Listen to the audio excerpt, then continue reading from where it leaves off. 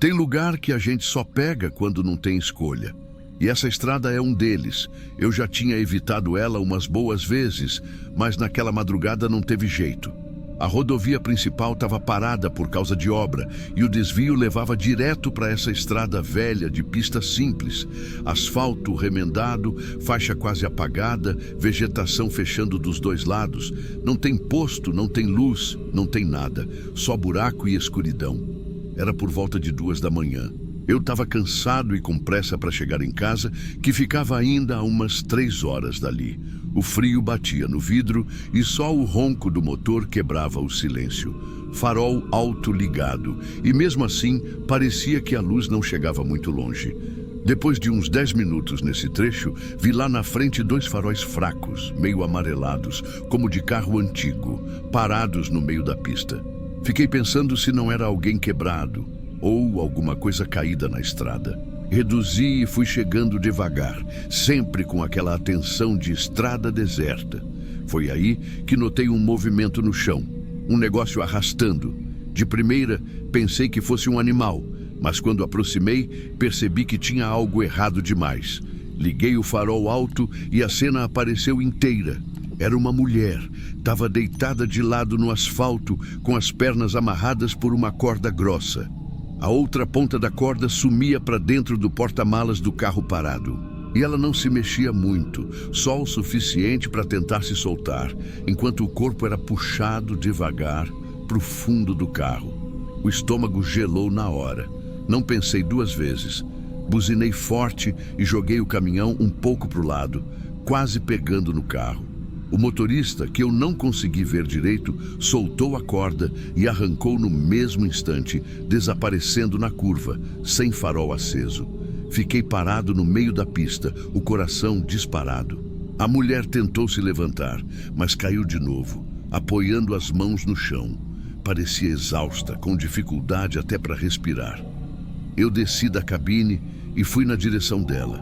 A cada passo, dava para ouvir o barulho da minha bota no asfalto e a respiração dela, curta e rápida. Quando cheguei perto, ela levantou um pouco o rosto e, sem esperar eu falar nada, agarrou meu braço com força. A mão dela estava gelada, tremendo. Foi quando ela sussurrou, com a voz quase falhando: "Eles voltam." Fiquei parado tentando entender, mas ela repetiu mais baixo ainda: "Eles voltam." E aí, no meio do silêncio, surgiu um som distante. Pneus no asfalto. Não era perto, mas também não era longe. O barulho de pneus foi ficando um pouco mais claro. Não dava para saber se vinha na nossa direção ou se era só impressão minha por causa do silêncio da estrada. Olhei para os lados, tentando ver luz alguma na vegetação, mas não tinha nada. Só aquele asfalto estreito cortando o breu. A mulher ainda segurava meu braço com força. Senti que se eu tentasse soltar, ia ser como arrancar um pedaço dela. "Consegue ficar de pé?" perguntei. Ela fez que não com a cabeça, os olhos arregalados, olhando fixo para o fim da estrada, na direção de onde vinha o som. Eu não sabia se ela estava machucada ou se era só o choque, mas o jeito como ela respirava, como tremia, parecia que tinha corrido uma maratona antes de eu chegar. Agachei, passei um braço por baixo dela e tentei ajudar a levantar. Foi pesado, mas consegui pôr de pé. Ela se apoiou em mim, ainda repetindo, quase sem abrir a boca: "Eles voltam, eles voltam." O som do carro ficou mais nítido. Dessa vez, deu para ouvir a mudança de marcha, como se estivesse acelerando forte. O coração disparou. Olhei para o sentido oposto, pensando se dava tempo de botar ela dentro da cabine e arrancar. Mas não era tão simples. O caminhão estava no meio da pista, farol alto ligado, porta aberta. A gente não ia sair dali sem ser visto. "Vamos, vamos!" Falei mais firme, puxando ela comigo. Dei a volta rápida no para-choque e ajudei a subir na escada do lado do passageiro. Ela hesitou um segundo, olhando de novo para a escuridão, mas subiu. Assim que entrou, bati a porta e corri para o meu lado. No momento em que fechei minha porta, vi no retrovisor o brilho de faróis surgindo na curva lá atrás. 2 pontos de luz crescendo rápido. Liguei o motor. O ronco grave encheu a estrada. Engatei e comecei a andar acelerando. Os faróis no retrovisor aumentavam, cada vez mais próximos. Não dava para saber se era o mesmo carro que fugiu ou outro. A única certeza era que vinha rápido. Olhei de canto para a mulher. Ela estava encolhida no banco, mãos no colo, o vestido sujo de terra e as marcas da corda vermelhas nos tornozelos. O cabelo caía no rosto, mas dava para ver que os olhos dela não piscavam. "Segura aí", falei, pisando mais fundo. A estrada velha não ajudava. Cada buraco fazia o caminhão chacoalhar e eu tinha que segurar firme o volante para não perder o controle. Os faróis atrás já iluminavam parte da caçamba. O motor do carro soava agudo, como se estivesse no limite. E então, ele diminuiu. Do nada, como se tivesse decidido não alcançar. Só ficou atrás, mantendo a mesma distância, faróis firmes, não piscava, não dava sinal. "É ele?" perguntei, tentando confirmar. A mulher virou o rosto devagar na minha direção e, sem olhar para trás, respondeu num tom quase sem voz. Eu disse: "Eles voltam." Um arrepio subiu pela minha nuca. Olhei de novo no retrovisor e vi o carro mudar de faixa, se aproximando mais. Pensei em frear de repente para forçar uma ultrapassagem. Mas e se parasse ao lado? E se bloqueasse? Tentei manter a velocidade e rezar para achar alguma entrada, uma casa, qualquer coisa com luz. Mas a estrada seguia igual, cercada de mato e escuridão. Depois de uns 2 minutos nesse jogo, o carro deu farol alto. Não foi rápido, foi contínuo, como se quisesse cegar. Eu baixei um pouco a cabeça, sentindo a luz entrar pela cabine. A mulher levou as mãos ao rosto, como se não quisesse ver. E aí, ele apagou os faróis. Totalmente. O retrovisor virou um quadrado preto. Só restou o ronco do motor deles, que parecia mais perto. Meu instinto foi acelerar mais, mas o caminhão já estava no limite seguro para aquela estrada. Quando achei que ia ouvir o impacto de um toque no para-choque, o som sumiu. Olhei de novo. Nada. Só o breu atrás de nós. Segui mais uns quilômetros com o coração martelando, esperando que ele surgisse de novo. Mas nada. Até que, lá na frente, vi um ponto de luz fraca. Era um posto pequeno, todo cercado por grade, com uma bomba só e a guarita do frentista. Entrei direto. Parei próximo da bomba. O frentista veio andando, coçando a cabeça, e olhou para dentro da cabine. Antes que ele falasse qualquer coisa, eu desci, dei a volta e abri a porta do lado dela. "Tá seguro aqui", falei. "Pode descer." Ela olhou para fora, para o posto quase vazio, e fez que não com a cabeça. Segurou no banco como se quisesse ficar ali. O frentista se aproximou mais e perguntou se estava tudo bem. Eu disse que precisava ligar para a polícia e ele apontou para um telefone na parede da guarita. Quando voltei com o celular na mão, olhei para a cabine e ela não estava mais lá. A porta do passageiro ainda estava fechada. Nenhum sinal de onde ela podia ter ido tão rápido. Olhei em volta, no pátio do posto, na beira da estrada. Nada. Só a escuridão voltando a dominar depois da luz fraca das lâmpadas. Foi aí que escutei, distante, o som de pneus no asfalto. Virei a cabeça para a estrada e vi, lá no fim, 2 faróis fracos, amarelados, vindo na nossa direção. Eu só pensei numa coisa: sair dali antes de descobrir se ela tinha razão.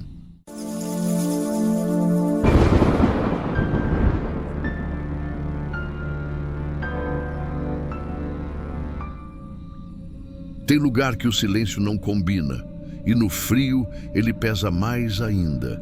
Aquele tipo de frio que parece entrar pela roupa, pelo pescoço e ficar lá, preso dentro de você. Era pouco mais de 3 da manhã quando encostei no pátio do frigorífico. O portão já estava aberto e o porteiro, enrolado num casacão grosso, só fez sinal para eu entrar. Desci da cabine, com o bafo saindo na frente do rosto, e fui até a guarita entregar a nota. Ele carimbou, anotou alguma coisa num papel e me disse para seguir até o corredor de conferência. Esse corredor ficava nos fundos, depois de passar por um pedaço do pátio que parecia mais escuro que o resto. As luzes externas ficavam altas, presas em postes, mas o alcance não chegava bem ali. Era um frio cortante e o chão úmido refletia uns pontos de luz aqui e ali. Abri a porta metálica e, na mesma hora, aquela lufada de ar gelado veio no rosto, junto com um cheiro forte de carne crua e produto de limpeza. O corredor era longo, fechado, todo de aço inoxidável, piso antiderrapante molhado e iluminação fluorescente que piscava de vez em quando. O eco dos passos sempre parece maior nesses lugares, como se viesse de trás também. Olhei para o fundo e vi um homem parado, bem no meio do corredor. Não se mexia. Usava um casaco escuro com capuz puxado para frente, a ponto de não dar para ver o rosto. Na mão, alguma coisa comprida.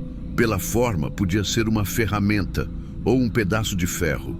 Difícil dizer de longe. Continuei andando. Não era incomum ter funcionário ali no turno da madrugada. Só que a cada passo, parecia que o som da minha bota batendo no piso era engolido mais rápido pelo ar. Quanto mais eu me aproximava, mais eu reparava que ele não mudava de posição. Nem o braço mexia. Faltando uns 5 metros, tudo apagou. As lâmpadas, de uma vez só. A escuridão foi tão repentina que eu senti meu corpo travar. O barulho do frio ficou mais alto, se é que dá para dizer assim. Era o som do meu próprio respirar, embolado com um zumbido distante. Dei um passo para trás devagar. E aí, ouvi passos, lentos, arrastados. Não vinham da frente, vinham de trás de mim. O instinto foi virar rápido, pegar o celular no bolso e acender a lanterna. O corredor atrás estava vazio. Parecia ainda mais longo do que quando entrei, mas o silêncio não era silêncio. Tinha um peso no ar, como se algo estivesse parado muito perto, esperando. Fiquei alguns segundos assim, só com aquela luz fraca tremendo na minha mão, tentando entender o que tinha acabado de acontecer. E foi aí que percebi, o homem que estava na minha frente antes do apagão não estava mais. O celular na minha mão parecia mais pesado. A luz não alcançava muito, só mostrava uns 2 metros na frente. Tentei respirar fundo, mas o ar gelado entrou seco e doeu na garganta. Dei 2 passos para trás, devagar, de olho no corredor, tentando ouvir qualquer coisa além do meu próprio coração batendo. Foi então que, no meio do breu, alguma coisa bateu no piso mais ao fundo. Não foi passo. Foi um toque metálico, curto, como se algo pesado tivesse encostado no chão. Na mesma hora, o frio aumentou. Não é força de expressão. Parecia que alguém tinha aberto uma porta para um freezer, ainda mais gelado lá dentro. A ideia era simples: sair dali. Só que o caminho para voltar para o pátio parecia maior do que quando eu tinha entrado. Comecei a andar rápido, a luz do celular tremendo junto com a minha mão. A cada passo, minha bota fazia um som abafado no piso molhado. E aí veio de novo, passos atrás de mim. Agora mais firmes, acompanhando o meu ritmo. Quando eu acelerava, eles aceleravam. Quando eu parava, eles paravam. Não olhei para trás dessa vez. O corredor fez uma curva leve e quando vi a porta metálica lá na frente, foi como um alívio. Corri. Não sei como não escorreguei no piso úmido. Empurrei a porta com força e saí de volta para o pátio. O ar frio de fora parecia quente comparado ao de dentro. O porteiro olhou de longe, mas não falou nada. Subi na cabine, fechei a porta e fiquei uns segundos só respirando com as mãos no volante. Não desci mais. Liguei o caminhão e fiquei parado, motor roncando, até o dia clarear. Quando o movimento aumentou, dei meia volta e fui embora sem avisar ninguém. 2 dias depois, o telefone tocou. Era o setor de recebimento do frigorífico. A moça, com voz calma, perguntou por que eu não tinha ido retirar a carga. Eu disse que tinha ido de madrugada. Ela fez uma pausa e disse: "Senhor, não consta nenhuma entrada no sistema no seu nome, nem do seu caminhão." Fiquei mudo. O barulho do motor ligado naquela madrugada voltou na minha cabeça. Eu sabia que tinha entrado lá. e do jeito que ela falou, parecia que, oficialmente, eu nunca tinha estado naquele corredor. Desde aquela noite, não entro mais sozinho num túnel refrigerado. E se for de madrugada, nem que me paguem o dobro.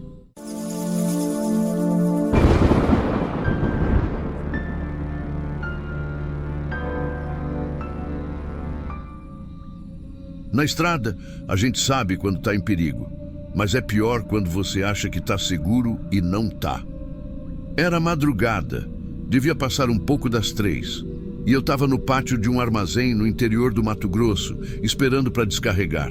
Lugar grande, desses que parecem cidade quando você chega. A fila de caminhões ia se arrastando devagar, mas de madrugada ela congela. O motor de um ou outro ainda ficava ligado e tinha uns faróis mais distantes cortando a escuridão. Mas, no geral, era aquele silêncio pesado de empresa que parece dormir junto com os funcionários. Eu estava no banco do motorista, com o encosto meio reclinado, só esperando chamarem. Não estava num sono profundo, mas naquele estado em que a cabeça começa a pesar e o corpo descansa. Até que vieram umas batidas leves na porta. Não foi pancada para acordar alguém, foi um toque que parecia já saber que eu estava ali atento. Abri os olhos e vi um homem alto, magro, usando o uniforme da própria empresa, camisa cinza clara, calça azul marinho e um boné que escondia boa parte do rosto. Ele não sorriu, não perguntou nada além do básico. Pediu para ver os documentos da carga. A voz era baixa, firme, e me passou aquela postura de quem está acostumado a fazer aquilo. Como o uniforme parecia certo e eu estava num pátio da própria empresa, não questionei. Peguei a pasta e entreguei pela janela. Ele ficou ali uns segundos olhando, depois puxou do bolso uma prancheta com um papel preso. Anotou alguma coisa, mas de onde eu estava não dava para ver o quê. A movimentação dele era calma, sem pressa, como se tivesse tudo sob controle. Guardou o papel num envelope pardo, colocou meus documentos dentro, ou pelo menos eu achei que colocou, e me devolveu pela janela. Só disse um obrigado seco, virou e foi andando para a parte mais escura do pátio, onde a iluminação já não alcançava direito. Eu fiquei olhando ele se afastar, esperando ver se entrava em alguma sala ou se falava com alguém, mas sumiu entre uns caminhões parados lá no canto. Olhei para o envelope na minha mão e pensei em abrir, mas na hora achei que não tinha necessidade. Devia ser só um procedimento novo ou alguma checagem antes da entrada.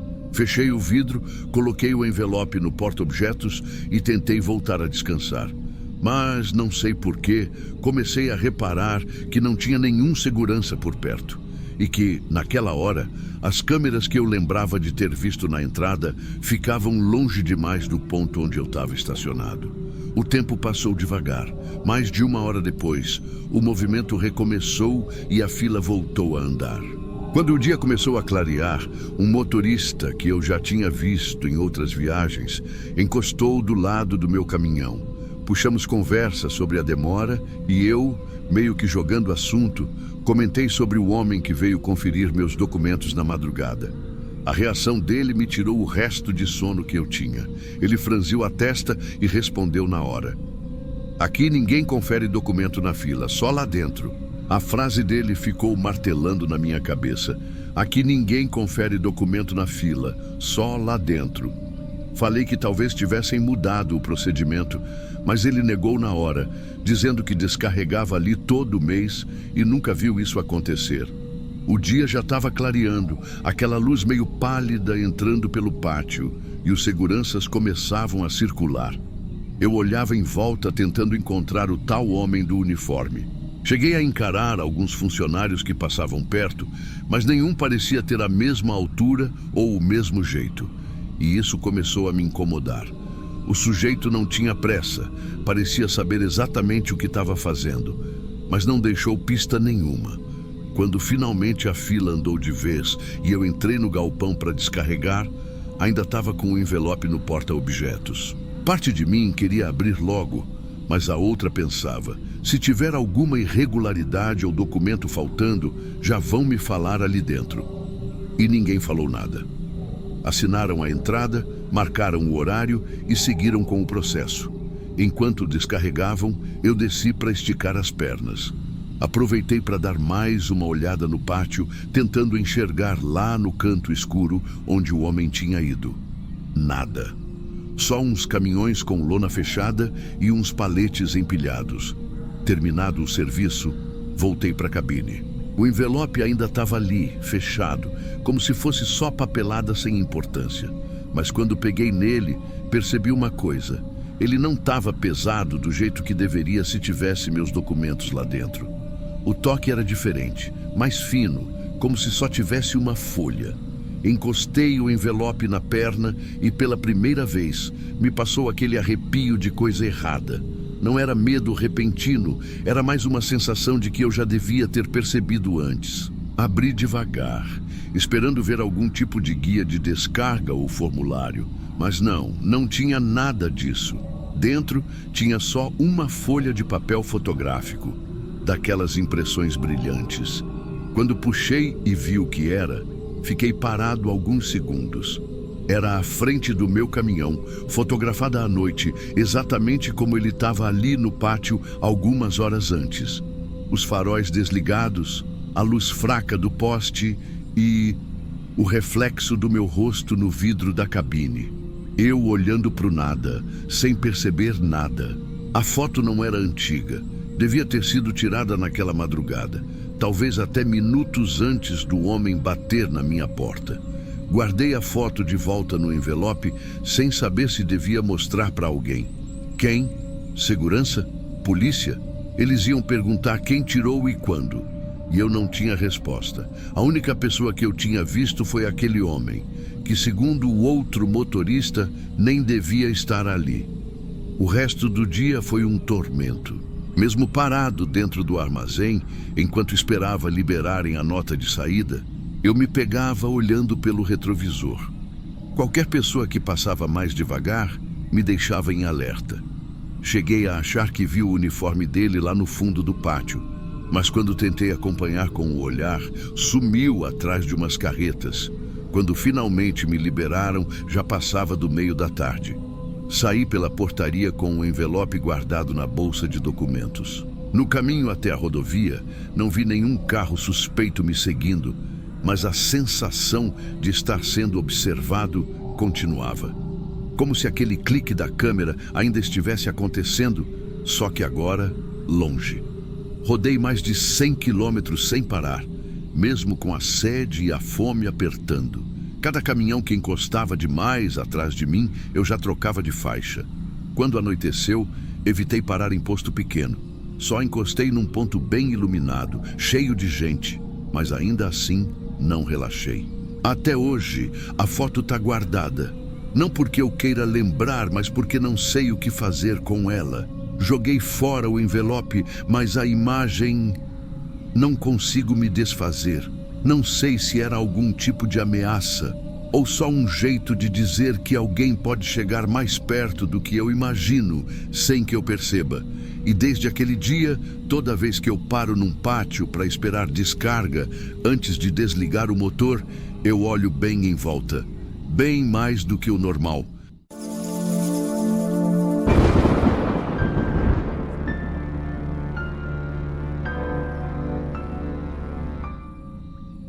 Nunca pensei que um pedaço de papel pudesse mudar o jeito que eu olho para a estrada até hoje. Era começo de tarde, céu limpo, e eu vinha pela Washington Luiz, sentido interior capital, com carga de peças automotivas. O trecho estava tranquilo, prazo de entrega folgado, e eu já tinha passado a manhã toda sem nenhum aperto. Aquela viagem estava redonda. Lá pela altura de São Carlos, vi a placa avisando do pedágio que vinha à frente. Era um daqueles automáticos, onde você para na cabine, pega o ticket e segue. Eu já conhecia bem aquele ponto. Faixa do meio, sempre passava ali sem pressa. Cheguei na cabine, parei certinho, estiquei a mão e peguei o ticket que saiu na maquininha. Só que junto dele tinha um outro papel, dobrado 2 vezes menor. Não dei muita atenção na hora, joguei no painel e segui. Uns 2 quilômetros depois, no trecho reto, resolvi abrir o papel. Estava escrito à caneta, com letra meio apressada: "Não pare no quilômetro 217. Eles estão esperando." Aquilo me gelou por dentro. Primeiro porque era muito específico e segundo porque eu sabia que aquele trecho vinha logo mais. Não era nada de lugar ermo demais, mas também não tinha muito movimento fora da pista. Mata baixa dos dois lados, poucas entradas, acostamento largo. E quando escurecia, ficava sinistro. Só que agora eram quase 2 da tarde, sol rachando. Fiquei olhando para o bilhete, tentando entender. Pensei, deve ser alguma brincadeira. Alguém enfiou isso na máquina para zoar. Mas não tinha graça nenhuma. E o jeito que estava escrito, sem assinatura, sem mais nada. Só a frase e um ponto final bem forte. Continuei tocando, mas já mais ligado do que antes. Olhava para os lados, para os retrovisores e comecei a notar cada carro que passava ou reduzia perto de mim. No rádio, só música e propaganda, nada que desse pista de algum alerta de estrada. Quando cheguei perto do quilômetro 210, já dava para ver, lá longe, o trecho onde seria o 217. A estrada fazia uma leve descida e depois um retão, com aquele acostamento largo que eu falei. Não tinha curva fechada, era tudo aberto, mas a mata dos dois lados deixava um clima meio parado. É difícil explicar, parecia que o barulho do motor ficava até mais alto naquele pedaço. Aproximando do 217, bati o olho e vi 2 carros parados no acostamento do lado direito. Não estavam um atrás do outro, estavam meio de lado, como se tivessem parado rápido. Portas abertas. Tinha 3 caras em pé, encostados, olhando para a pista. Não pareciam mecânicos nem nada. Estavam limpos, calça jeans, camiseta. Um deles estava agachado, mexendo no porta-malas de um dos carros. E o que ele pegava brilhava com o sol. Não sei dizer se era uma ferramenta, uma barra. Não consegui ver direito. Mas o reflexo foi o suficiente para minha atenção grudar ali. O bilhete veio na minha cabeça na hora. Não pare no quilômetro 217, eles estão esperando. Foi instinto. Nem pensei. Mantive a velocidade e depois comecei a pisar mais fundo, disfarçado para não parecer que estava fugindo. Meus olhos iam do retrovisor para o acostamento, tentando pegar qualquer sinal de movimento. Quando passei por eles, senti que os 3 viraram o rosto junto, acompanhando meu caminhão. Não vi expressão, mas a sensação foi de que sabiam exatamente que eu tinha lido aquele papel. Assim que passei deles, fiquei com o olho grudado no retrovisor. Vi um dos homens fechar a porta do carro mais próximo, rápido, e entrar no banco do motorista. O outro foi para o carro de trás. Não deu nem 10 segundos e o primeiro carro arrancou. Não foi aquele arranque de filme cantando pneu. Foi mais controlado, como quem não quer chamar atenção. Mas eu sabia que eles tinham me visto e que agora vinham atrás. Meu pé já estava pesado no acelerador, mas sem exagerar, para não me entregar mais ainda. O velocímetro subiu devagar e eu comecei a calcular. Aquele trecho até a próxima saída era longo, uns bons quilômetros. Se eles quisessem me alcançar, podiam. Olhei no retrovisor e vi que o carro mantinha a mesma distância. Nem se aproximava, nem sumia. Sempre ali, num ponto que me obrigava a olhar. Era um sedã escuro, vidro da frente claro, mas o sol batendo deixava difícil ver quem estava no volante. Meu foco era a pista, mas cada vez que via o reflexo daquele carro, a pressão aumentava. Não tinha muito movimento. Alguns carros ultrapassavam e sumiam na frente, mas ninguém parava no acostamento. Só eu e eles naquela dança de manter a distância. Uns 3 quilômetros depois, o carro fez um movimento que me deixou pior. Se aproximou só o suficiente para eu ver mais da frente dele e depois voltou para a mesma distância. Como se quisesse que eu soubesse que ainda estava lá. Segui firme e vi a placa indicando uma estrada lateral à esquerda, dessas que leva para a cidade pequena. A entrada era logo depois de um pequeno posto policial desativado, fechado há anos. Foi nessa hora que o carro piscou a seta para a esquerda e entrou na estrada lateral. Sem acelerar, sem nada. Só desviou e sumiu na curva. Eu não sabia se respirava aliviado ou se isso era pior, porque o trecho seguinte ainda era isolado, e agora eu não tinha mais como saber onde eles estavam. Podiam cortar caminho e aparecer na frente, ou simplesmente me deixar com a pulga atrás da orelha.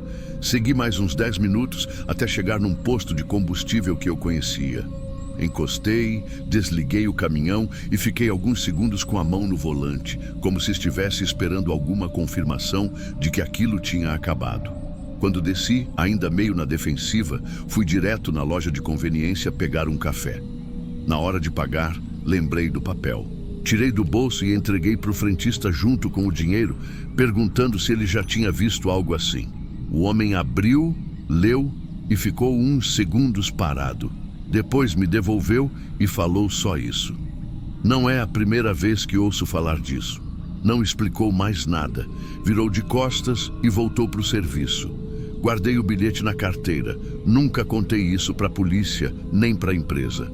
Mas até hoje, toda vez que passo por um pedágio automático, olho 2 vezes o ticket antes de seguir viagem. E o quilômetro 217, eu passo como se tivesse alguém me esperando lá, mesmo em plena luz do dia.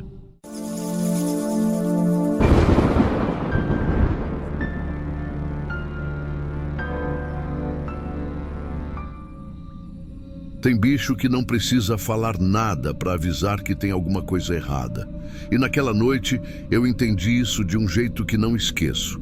Eu vinha descendo a BR com o freio dando sinal de que ia me deixar na mão. Não era barulho, não era luz no painel. Era aquela sensação ruim no pé, sabe? Você pisa e ele responde meio atrasado, meio mole. Não dava para arriscar. Vi a placa de uma oficina 24 horas, a uns 2 quilômetros, e encostei. O lugar não era grande. Um pátio de brita, iluminado por umas lâmpadas amareladas que tremiam com o vento. Galpão pequeno, porta aberta e um cheiro de óleo queimado misturado com ferrugem. Lá no fundo, colado no limite do pátio, tinha um matagal que engolia a luz. Parecia que dali para trás era outro mundo. Foi ali que vi o cachorro, um bicho grande, cor de caramelo, preso numa corrente grossa, sentado. Ele não olhou para mim. Não abanou o rabo, nada. Estava virado para o mato, pescoço esticado, orelhas duras, como se esperasse alguém sair de lá. A corrente estava frouxa. Ele podia virar a cabeça se quisesse, mas não virava. Desci do caminhão e o mecânico apareceu. Um homem magro, uns 50 e poucos anos, cara de quem já dormiu em cima de muita bancada. Cumprimento rápido, perguntou o que era, falei do freio. Ele mandou encostar no galpão. Enquanto manobrava, fiquei olhando pelo retrovisor o cachorro. Mesmo com o ronco do motor, ele não piscou para o meu lado. Aquilo me incomodou mais do que eu queria admitir. Bicho de oficina normalmente é inquieto, late para qualquer movimento, mas aquele parecia ter esquecido que o resto do mundo existia. O mecânico abriu a caixa de ferramentas e começou a desmontar. O barulho de chave soava alto demais para o tanto de silêncio que tinha ali. Eu, vez ou outra, olhava para o fundo do pátio. A luz das lâmpadas não chegava no mato, mas dava para ver que o cachorro não mudava de posição. Ele tá sempre assim? Perguntei, mais para puxar conversa. O mecânico só deu de ombros, nem olhou. Continuou mexendo. Segui acompanhando o serviço. O freio estava com desgaste feio. Ele falou que ia tentar arrumar ali mesmo para não me deixar na estrada. No meio da desmontagem soltou um "já volto" e se levantou. Pegou uma lanterna velha e disse que ia buscar uma peça improvisada num canto do ferro velho que ficava logo atrás, no mato. O cachorro levantou assim que ele começou a andar naquela direção. Não foi só levantar. O corpo inteiro ficou tenso. O pelo do lombo arrepiou. Primeiro veio um rosnado baixo, desses que você sente mais no peito do que no ouvido. Depois, começou a puxar a corrente, olhando para um ponto que eu não enxergava. A cada passo do mecânico para dentro da vegetação, o rosnado virava latido forte. E não era latido para avisar que tinha visita, era outro tipo mais urgente. O som da corrente batendo no chão de brita se misturava com os latidos. Eu fiquei parado, meio sem saber se ria da situação ou se me preocupava. A oficina continuava com aquele mesmo cheiro de óleo, mas de repente parecia mais pesado. O mato atrás era um paredão escuro e o mecânico sumiu lá dentro como se tivesse sido engolido. O cachorro não parava. Latia, rosnava e em alguns momentos ficava imóvel, só encarando. A orelha mexia, como se ele acompanhasse algo se deslocando lá dentro. Os minutos foram passando. 2, 3, talvez mais. A lanterna piscou uma vez lá no fundo e apagou.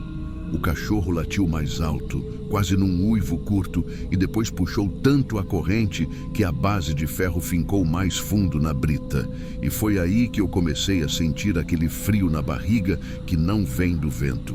Eu fiquei ali, de pé, olhando para o mato e para o cachorro, tentando entender se era exagero da minha cabeça ou se tinha mesmo alguma coisa errada. Não sou do tipo que se impressiona fácil. A estrada já me mostrou de tudo. Mas aquele cachorro, ele não estava reagindo a barulho, a cheiro de bicho, nada comum. Era como se estivesse travado num confronto silencioso com alguma coisa que eu não via. De repente, silêncio. Silêncio seco. O cachorro parou de latir. Só respirava forte, o focinho apontado para dentro da mata, como se esperasse o próximo movimento. O único som era o barulho da minha respiração e o zunido fraco das lâmpadas fluorescentes acima do galpão. Olhei para o relógio. O mecânico já estava lá dentro fazia uns 8 minutos, talvez mais. Eu pensei em ir atrás, mas logo descartei. Não era meu serviço. E também tinha algo naquilo que me segurava no lugar, como se entrar naquele mato fosse quebrar uma regra que eu nem sabia que existia. Aí veio o som. Não foi grito, não foi barulho de galho quebrando. Foi um estalo seco, como se alguma coisa pesada tivesse sido solta no chão. O cachorro se agitou de novo, rosnou mais fundo, puxou a corrente até esticar toda. E dessa vez, junto do rosnado, veio um gemido abafado. Eu juro que por um segundo achei que fosse do próprio mecânico. Mas o cachorro estava com a boca aberta, dentes à mostra, encarando sem piscar. Meu pé começou a bater na brita, impaciente. Eu já tinha decidido que ia chamar o homem quando a lanterna apareceu de novo. Um ponto de luz vacilante, vindo devagar, mais devagar do que ele tinha entrado. O cachorro não relaxou. Seguia rosnando, agora baixo e constante, como se estivesse avisando que a ameaça ainda estava ali. Quando o mecânico saiu da beira do mato, a primeira coisa que reparei foi a cara dele, pálido, olhos arregalados, mas sem olhar para mim. Não tinha peça nenhuma na mão. Só a lanterna, que tremia levemente, não sei se pelo vento ou pela mão dele. Não vai dar para continuar hoje, disse, seco, sem explicação. Melhor você seguir viagem. Eu fiquei parado, tentando processar. O caminhão estava com o freio desmontado. Como assim seguir viagem? Ele se agachou, encaixou as peças de volta, mas de qualquer jeito, sem testar, sem nada. O cachorro acompanhava cada movimento, mas assim que ele virou de costas, voltou a sentar, fixo para o mato, como se o homem não importasse mais. Enquanto ele terminava de montar, eu percebi que o cheiro na oficina tinha mudado. Não era mais só óleo queimado e ferrugem. Tinha um fundo estranho, quase metálico, e eu senti que não queria saber de onde vinha. Paguei rápido. O mecânico não pegou o dinheiro na mão. Mandou eu deixar em cima da bancada e continuou evitando me olhar nos olhos. Subi no caminhão, liguei. O freio estava funcionando, mas com aquele toque esponjoso que não me deixava confortável. Resolvi que ia rodar só até a próxima cidade e parar de novo. Quando comecei a manobrar para sair, olhei pelo retrovisor. O cachorro estava lá, sentado, corpo duro, pescoço esticado, a corrente caída no chão. Os olhos dele pareciam colados num ponto fixo no meio da escuridão. Nem piscava. Passei devagar pelo portão da oficina. O último som que ouvi foi o tilintar leve da corrente balançando, misturado ao barulho das britas sob as rodas. Olhei de novo no espelho lateral, só para ter certeza que tinha visto direito. O cachorro não se mexia. Era como se o mundo inteiro não existisse, só ele e aquilo no mato. A estrada me engoliu logo em seguida, faróis iluminando o asfalto, vento cortando pelo retrovisor aberto. Mas a imagem do bicho ficou comigo, presa na cabeça como uma fotografia ruim que você não consegue esquecer. E até hoje, sempre que passo por uma oficina 24 horas na beira da estrada, não consigo evitar de olhar para o fundo do pátio. Se até agora eu não sei o que tinha lá, imagina ele.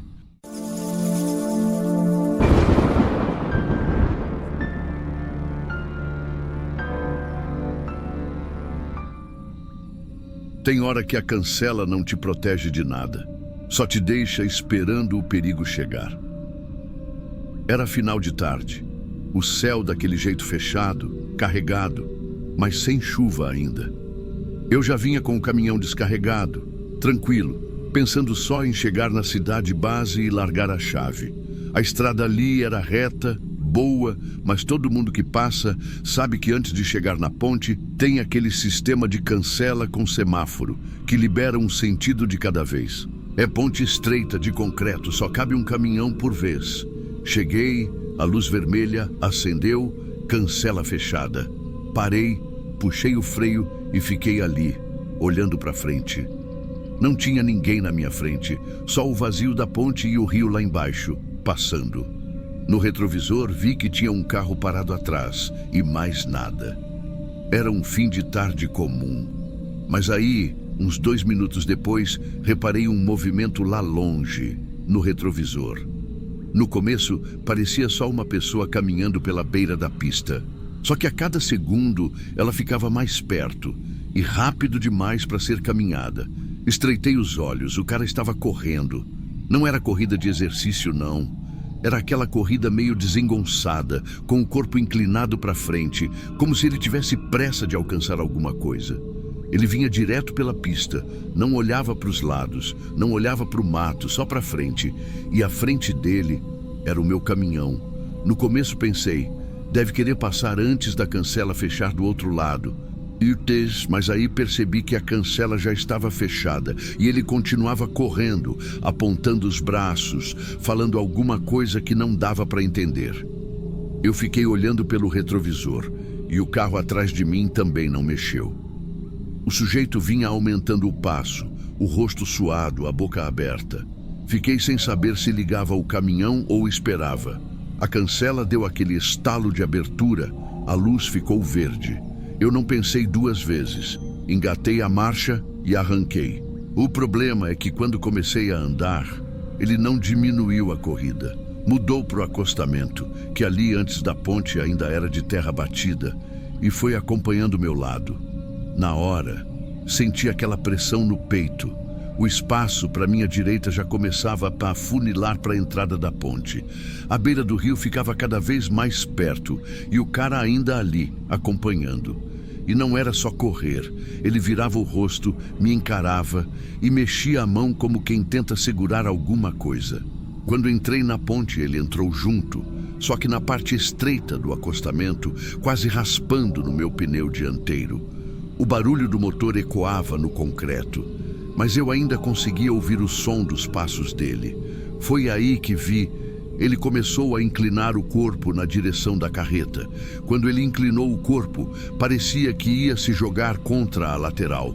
Só que, em vez de esbarrar e recuar, ele encostou e começou a bater a mão na lona. Não eram batidinhas leves. Era um som seco, forte, que vibrava pelo metal da estrutura e vinha parar dentro da cabine. Tum, tum, tum. Cada batida parecia mais pesada que a anterior. Eu instintivamente quis olhar para ele, mas me forcei a manter os olhos na faixa central da ponte. Se eu virasse o rosto, poderia perder o controle. E ali não tinha acostamento, não tinha onde encostar. Era concreto de um lado e água do outro. O pior é que ele não parecia estar cansando. Continuava correndo com aquele mesmo ritmo descompassado. a mão batendo sempre no mesmo ponto, como se quisesse marcar o caminhão de algum jeito. O som ecoava nas paredes da ponte, se misturando ao ruído grave do motor e ao barulho do rio lá embaixo. No meio da travessia, senti o volante vibrar um pouco quando ele bateu mais forte, quase na estrutura metálica do suporte. Não sei se era pela força ou pelo fato de a ponte estreita amplificar qualquer toque. A minha respiração já estava curta. Segurava firme no volante, acelerando um pouco mais, tentando ganhar distância. Mas não tinha como abrir espaço. Ele estava colado no lado da carreta e a ponte só terminava dali a uns bons segundos. Nessa hora, o retrovisor lateral me deu um detalhe que até hoje me arrepia. O rosto dele não mostrava raiva nem desespero, era uma expressão vazia, boca levemente aberta, olhos fixos, quase sem piscar. E mesmo correndo, parecia que o corpo todo se inclinava mais para dentro, como se quisesse entrar no caminhão. Quando faltavam uns 10 metros para a saída da ponte, ele parou de bater na lona e esticou o braço todo, como se tentasse segurar o puxador da traseira. Só que eu já estava embalado e aquele trecho final tem um pequeno desnível no asfalto. A vibração fez ele perder o equilíbrio. Vi pelo canto do olho o momento em que o corpo dele deu uma cambaleada, mas em vez de parar, ele recuou um passo para o centro da pista. Eu passei o último trecho quase colado na mureta, sentindo o coração bater mais rápido que o motor. Saí da ponte e já pisei fundo, deixando o rio para trás. Só depois de uns 30 metros, eu arrisquei olhar pelo retrovisor. Ele estava lá, parado no meio da pista, olhando para o caminhão que vinha atrás de mim, como se nada tivesse acontecido comigo. A cena final ficou gravada. O homem deu 2 passos para o lado, esperou o veículo se aproximar e começou a correr de novo. Não reduzi, não parei. Continuei até sumir qualquer sinal dele no espelho.